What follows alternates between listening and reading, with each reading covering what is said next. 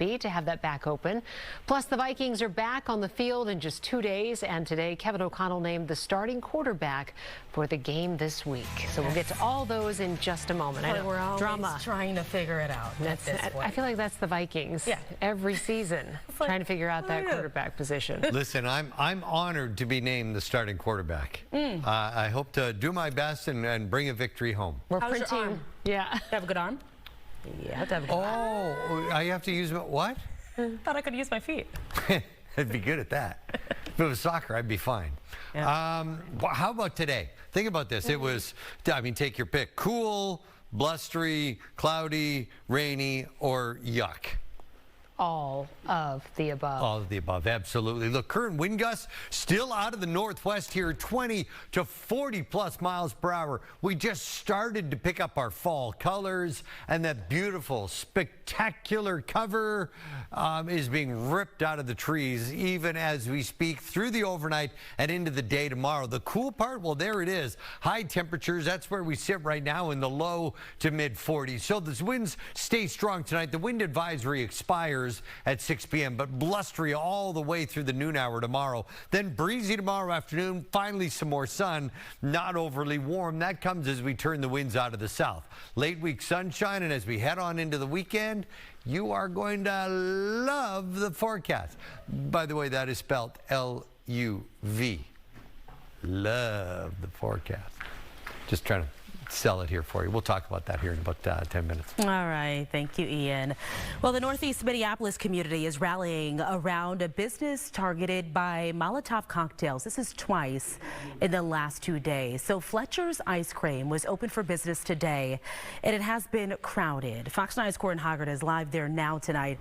So, Corin, you shop there often. What have you learned about what's been just going on there in the last couple of days?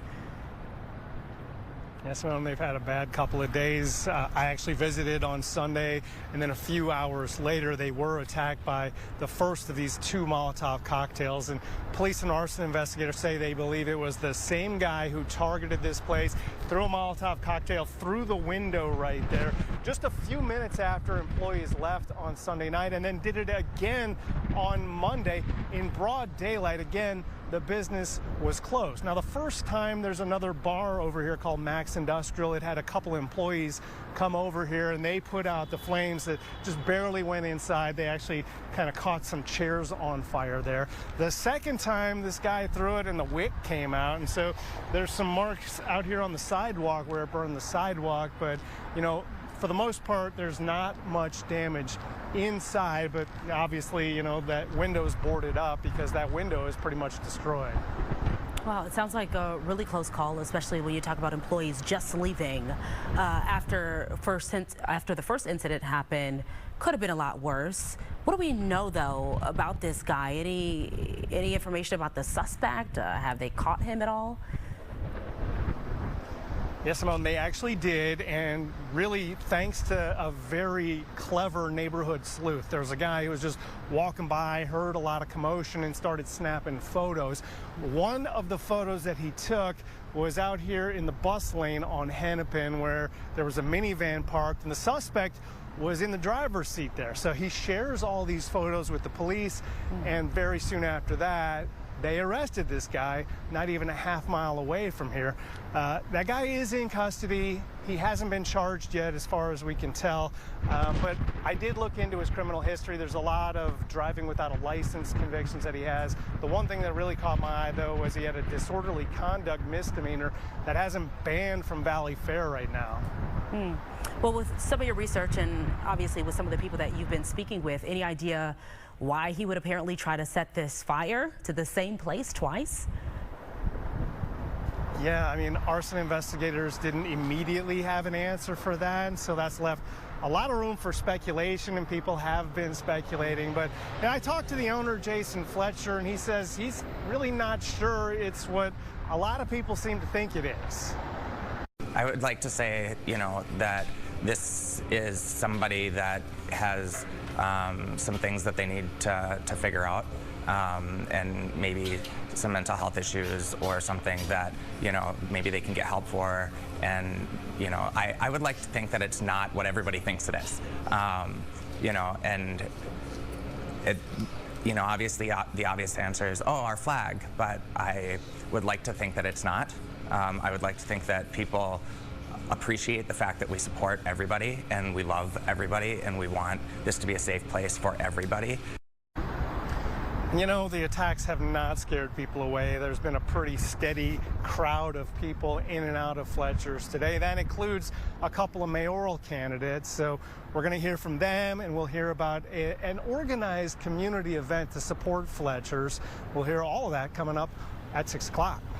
Overall, though, I'm just happy that everyone is okay. Corin Hoggard reporting live tonight in Minneapolis. Thank you, Corin. Well, it was a close call for some students at East Bethel Elementary when their school bus caught fire earlier this month. And it was an alert mom who helped to make the outcome a good one. Fox 9's Karen Scullin has the story.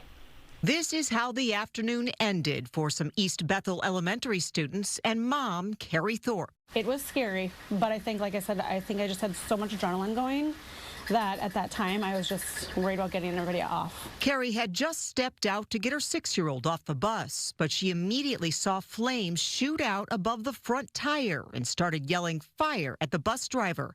She then went into mom mode. I think I was just so worried to get these kids off the bus, get the bus driver off, get everybody to safety. And then I think once we moved everybody down is when my heart was more pounding. The kids first gathered on her front porch. Some were shaking, others crying. They moved down the street and away from the burning bus. Then huge explosions, the tires blowing up. First the front right, then the left. After the fire was put out, the kids were all safe at home. And a couple of days passed, Carrie started really processing what had happened and realized how the outcome could have been much worse. About a week later, they all gathered to give the bus driver a thankful basket, and they surprised Carrie with one too. A lot of emotions just, keep coming up the more you kind of talk about it and, realize how amazing this community is. A terrifying ordeal with a good outcome, thanks to parents, neighbors, and friends. In East Bethel, Karen Scullin, Fox 9. The government shutdown is now on day 21, and there's no movement from Republicans or Democrats. The Senate did not hold a vote today. They need 60 votes to pass a measure that would fund the government through November 21st. And they've already voted on it 11 times, and it has failed each time. The measure. They'd rather keep the government shut down than provide affordable health care and extend the tax credits for everyday Americans, for working class Americans, and for middle class Americans. Democrats used to care about the harm that shutdowns caused hardworking Americans, but now we can all see very clearly that was always based on politics and not principle, because they have thrown the principle out the window. The Senate plans to take a vote later this week to pay essential employees during the shutdown, but it's not clear if it has the votes to pass. Well, St. Paul has now joined a lawsuit against the Trump administration to protect more than $4 million in critical grant money. That lawsuit challenges conditions for federal funds that the suit states are unrelated to grant purposes. That includes complying with the administration's demand to abandon DEI initiatives. The city of Chicago leads the lawsuit, which includes Minneapolis and Ramsey County. In total, 9 local governments in 6 different states are suing to protect more than $100 million in emergency and disaster funding. A suspect is in custody, charged with 2 felonies, including fleeing police after leading authorities on a chase that ended across the Wisconsin border in the Mississippi River. According to court documents, Chase Cottrell of West Salem, Wisconsin, fled from a Houston County Sheriff's deputy in his girlfriend's car, a car that she says was stolen. Shortly after, a La Crescent police officer clocked the vehicle going 105 miles per hour into the city. The suspect continued across the river and then into La Crosse. Cottrell got out near the riverbank, actually jumped into the river and then got onto a barge. He was later taken into custody, though, by La Crosse PD. Cottrell remains in custody. He has multiple felony convictions, including battery and robbery in his past. All right, got on a barge. That was the part of the story that was like, well, that was a getaway. Only for a little while, though. Yeah, but you can't Can't do too much with that one. I was going to say today's weather, though, very was your similar to favorite? yesterday. No. Very similar to yesterday. It was kind of like deja vu. I thought about you this morning, Simone, because you were dreading today so much. It delivered. You remember yesterday sure I said did. rinse and repeat, just like it says on your shampoo. That's exactly, I mean, Simone, you got it. It was exactly like yesterday, even a step cooler. And that one word cool, man, that just dominated the forecast along with the clouds, the rain, and the wind. Now, the cool air will continue to funnel in overnight. We'll keep clouds in place, and we'll keep the winds, probably the primary part of the forecast here, strong enough to really shake the shutters as the showers finally move off to the east. There's your wind gusts in the last 15 minutes, anywhere between 20 and 40 miles per hour. I mean, there are piles and piles of leaves in my neighborhood. There are some parts where, you know, where the houses kind of come together and you get that funneling effect. There's like walls of leaves that have been formed out there. Now they're all wet and they smell like worms. Pleasant. Let's not start that again today. It's You because missed that, Kelsey. it's true. You know. Wet leaves smell like worms. I said it. There's the wind out of the northwest at 10, gusting 25 to 30 miles per hour at times for the metro. The wind advisory is finished at 6 p.m. But look at these temperatures. We'll have a slight bump in temperatures tomorrow as we finally lose the winds late day and clear the skies. But the warm air doesn't arrive. Warm air doesn't arrive until the weekend. And that we need to talk about because Simone is, I mean, she's throwing like fire my way with laser beam glances. She's not. I thought you said I was throwing stuff. I just had to sell it. Did you hear that? See that? Like a cat. Like a. We do need a couple of little like Nerf balls that we can just So toss I don't at like him every something. once in a while. No, we don't. We're not going to encourage people throwing things at the soft. meteorologist. You'll be fine. It's that kind of day, though. Yeah, it the is. weather's making people angry. Thanks, Ian. Well, still ahead tonight, we'll take you to Grand Avenue in St. Paul. That's where they are celebrating the reopening of a major section of the street. It has been under construction for months now. And now business owners are hoping that they will see more traffic. And it's a quick turnaround for the Vikings this week. They are getting ready to face the Chargers on Thursday. So we're talking with Ahmad Hicks next as the Vikings named their quarterback for this week. But first, here's a look at your drive times.